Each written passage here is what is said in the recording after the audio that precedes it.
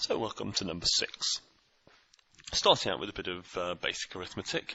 700 to take away 547. You can use whichever method you like. What should we go for? I'm going to go for the adding on method. So 547,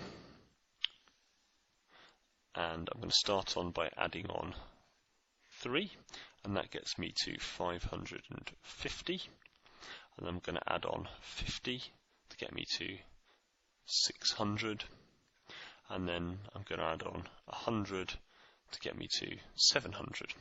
So you can see that if you take away this from 700, you're going to get 153.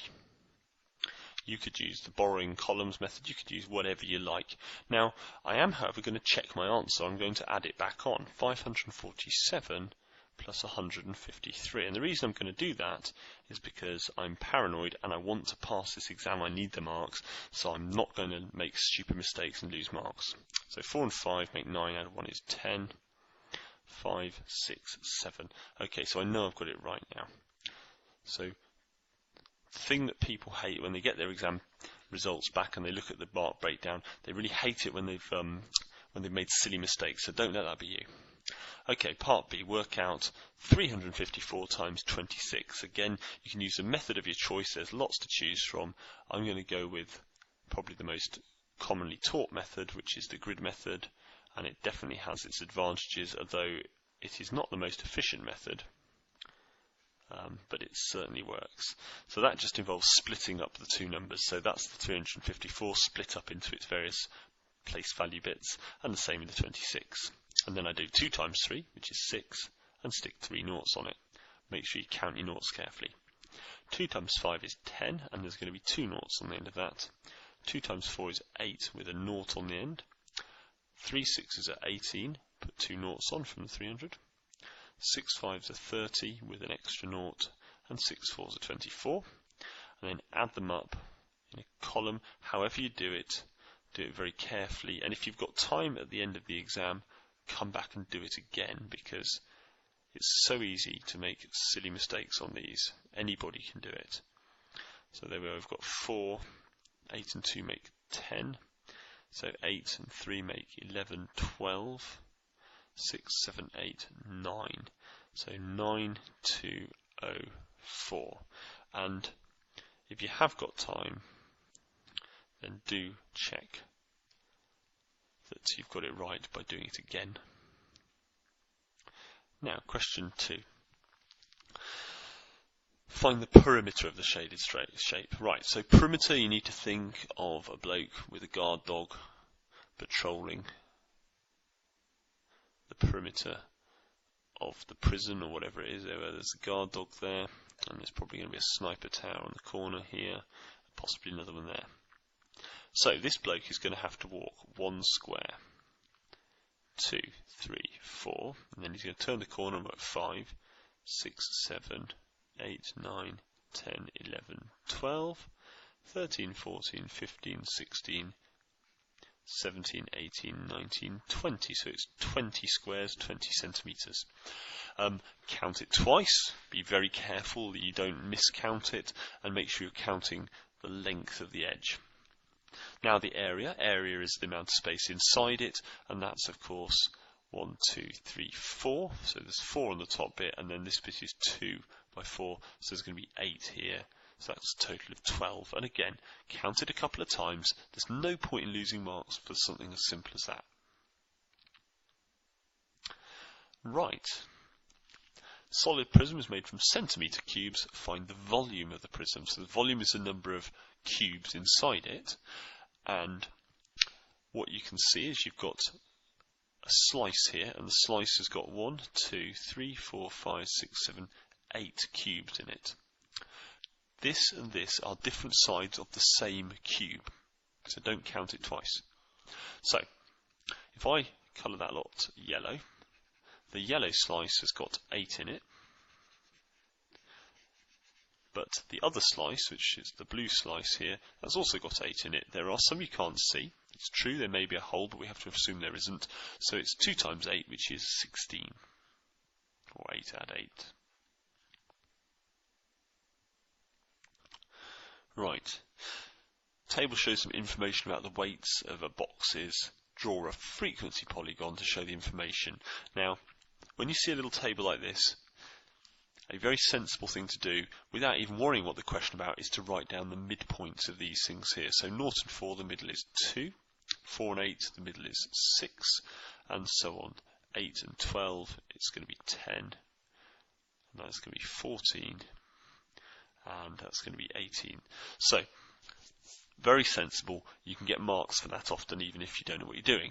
And now we're going to plot it. So, the weight is along the bottom, and the frequency is 10. So it's 2, the midpoint, against 10. So there's 2 there, and there's 10, so that's our first point. And then we're going to do 6, because it's the midpoint against 17. So 6, which is there, against 17. So that's going to be a bit trickier, because you can see this is going from 5s here. So we want 17. So 15, 16, 17, 18, 19, 20. So it's not 1 square for each one, because that will put 20 here, but 20 is up here. So it's actually 2 squares. 15, 16, 17, 18, 19, 20. So make sure you can count it along. So 17's up here. So what do we say? 6, 17, so 6, 15, 16, 17 there. Take time, get it right. So 6, 17. Now we do 10, 28. So there's 10 and 25, right, 25, 26, 27, 28 is there. And now it's 14 and 25, which is here, and 18 and 20. So 18 is here,